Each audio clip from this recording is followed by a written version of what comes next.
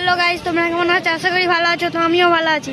তো আমরা এসেছি বকখালি, দেখতে পাচ্ছ বকখালির সেই আই লাভ বকখালি বলে লেখা দেখাচ্ছে আপনাদের। আরও ভিউ দেখাবো।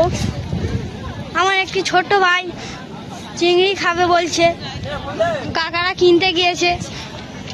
দেখো কত সুন্দর লাগছে রাতের ভিউটা, দেখো